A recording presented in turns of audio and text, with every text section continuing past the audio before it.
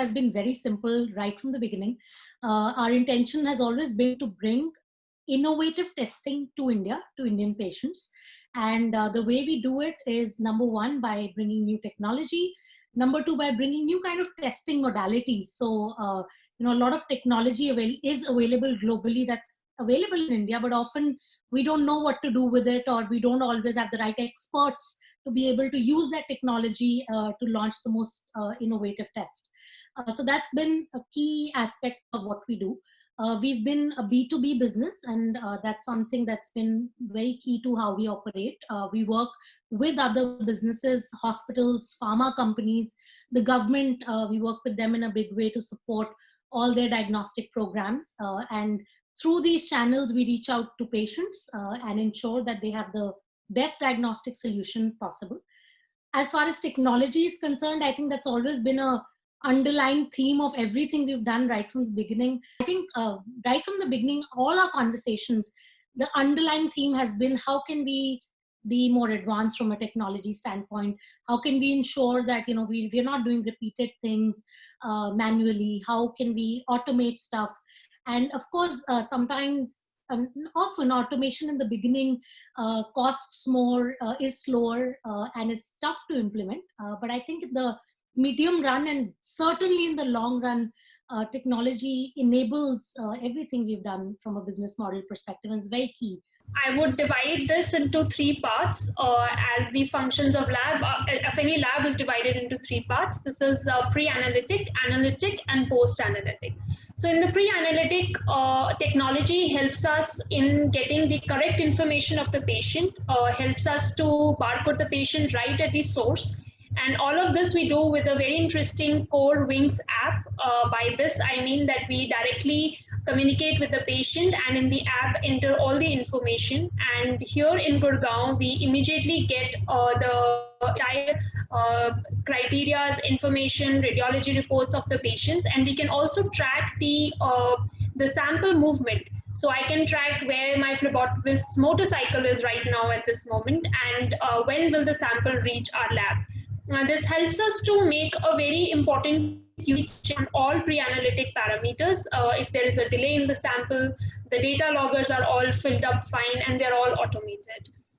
Going on to the analytic phase, as we are a high-end diagnostic lab, there are a lot of cumbersome technologies which we use, like histopathology, like cytogenetics, and all of this has been made very simple by using scanners, which automatically take images in some cases, like in cytogenetics and FISH, where the work becomes very simple. We need less manpower, and eventually it helps us to become more efficient.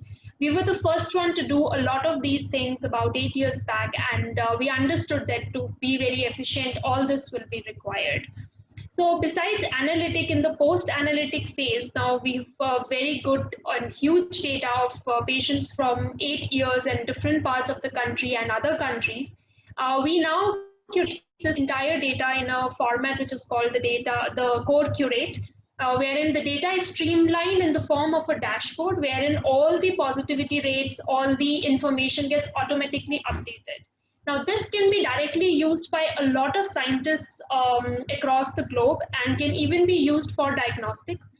More so, very less studies are there which actually give Indian scenarios and Indian data. So the technology in this helps us to be this magnificently efficient company where we can give this data to people. The underlying principle of all the three types is the same, that we have a singular technology which has been developed by us ourselves. We can change it the way we want. We can tailor-made it. So that's how the whole landscape of technology at Core works. Digital innovation, like I said, has been kind of underlying theme at Core, given the background of the founders. We have consistently, I think the one thing when we bring somebody on board is we try to understand right at the interview level how comfortable they are with technology, how comfortable they are with not just new tech, but also learning new things. Because often, especially in the diagnostic space now, and given that we are doing it ourselves, the pace of technology changes so frequent. Shivani was not kidding when she said we're able to, tailor make things overnight, which means now you take a tech solution and now you have to get people that are lab technicians, people that are pathologists that are not traditionally, I would not say at core this is not true, but traditionally in the field, if you look at it, a lot of these guys don't come with a lot of tech enablement. So getting them to take these new solutions, adapt them quickly, I think it's not a piece of cake. It takes work. So step one is hire the right people that already have the right attitude, that get excited by technology, that not just want to do their regular work, but also want to learn and do things quicker, faster, better. Step two, obviously, a lot of the training programs that we do are geared towards ensuring that this happens very, very smoothly, very effortlessly. And of course, I think given that there is no alternative system, so in other labs there's a lot of manual work that happens, which allows people to get away. But here, if you don't do it that way, you can't take out the report. If you don't take out the report, that's our main, bread and butter. Somebody will come screaming at you, and it will be an angry cancer patient. So it's very important that the system gets followed. So it's really built in. It's kind of like the base of the business. So it's hard for somebody to skirt it and not deal with that issue. Those are some of the ways. The greatest challenge we have ever felt is the habit to get into a new routine or a new technology, because our training systems still in India and in a lot of medical schools remain paper based. So when I joined Core and I was told that the slide is digitized and I have to report it on a digitized slide, I was so scared to report it because I thought I'll make a mistake. But eventually, the initial part where you start learning this new technology mechanisms is difficult. But eventually, you know that this is going to be time efficient. All you need is to come out of your comfort zone. So bringing people who join our company to this uncomfortable zone and then trying to make them this tech savvy is the greatest challenge. More the senior the people, more you need to destroy what they've learned all through the years. But then yes, this muscle building helps us to acknowledge them and to make them acknowledge that this is a good system. The greatest experiment which was done on this was COVID. When COVID hit us and we knew that everything had to be done at great speed and everything was a data transformation and transmission to the ICMR portal, all team members knew that we have to work on technology-based systems. It cannot be manual. So this helped us to be very efficient in this regard also. We are a pretty flat organization overall. Core is, even though now we're almost 500 people, but we're very startup-like in our organization structure. The top team is just 8 people. One of them is my co-founder who heads technology.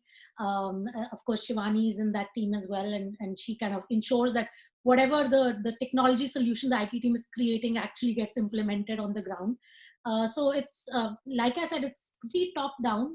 Number one, the top team understands it. They're the first users.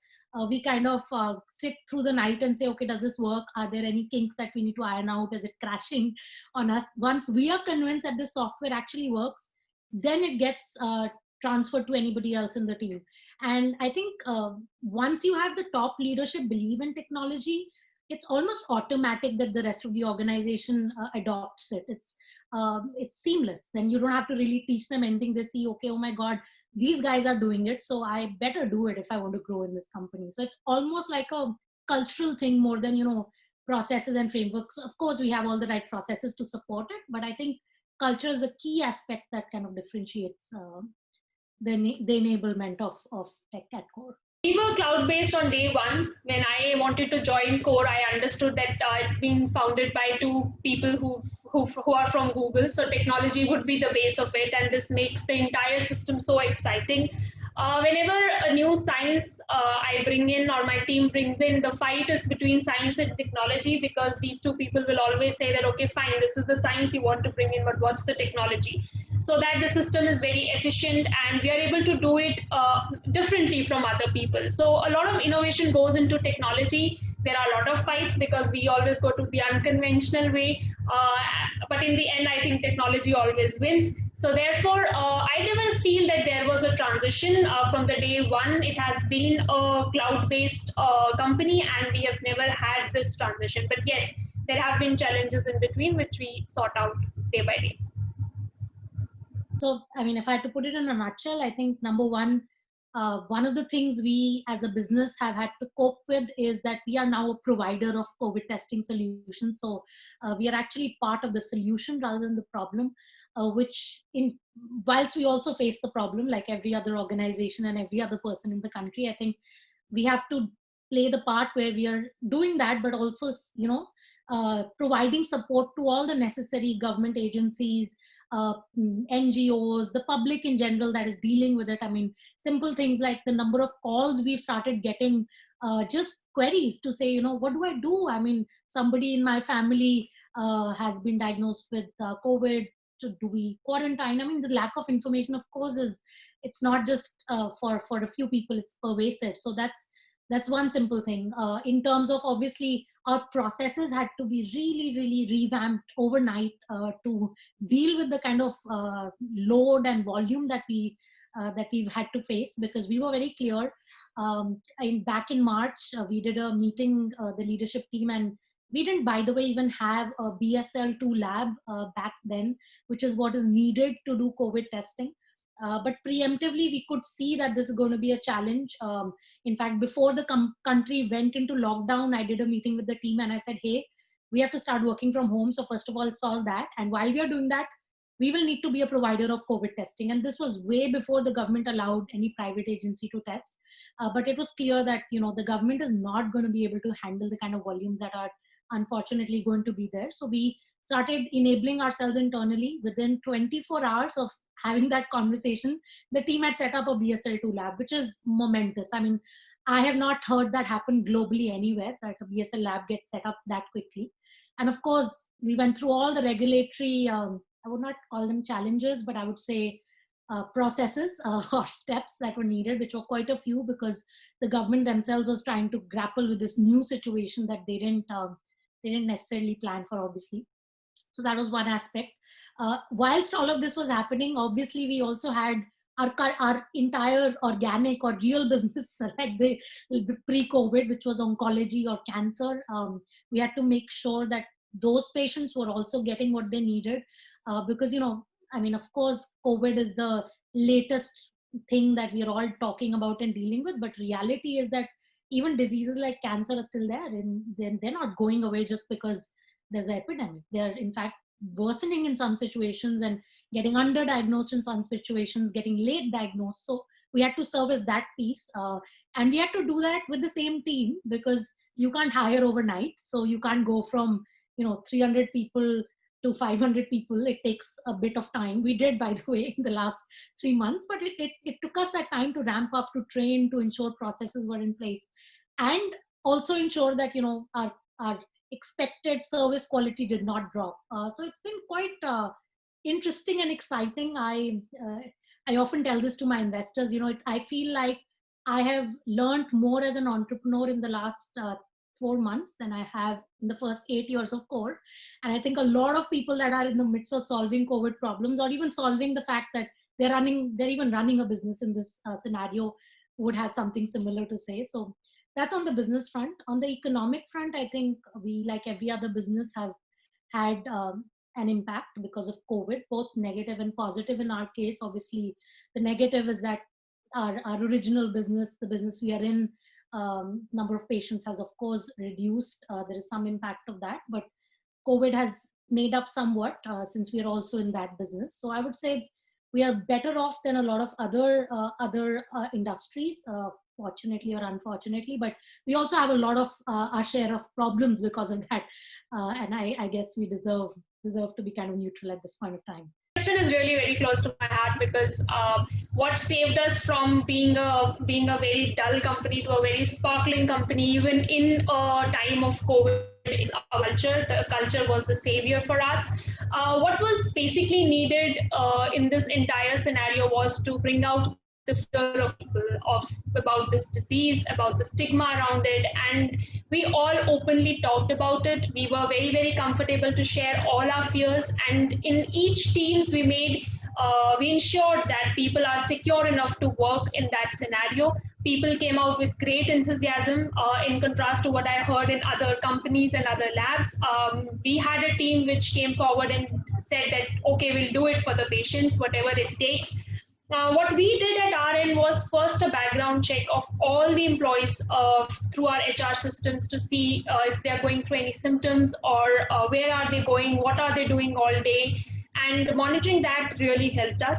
Secondly, we changed our entire workflow in the lab to ensure that there was social distancing, all the norms of safety were taken care of, and all these efforts really enabled people who are coming to the lab to feel secure and free to work.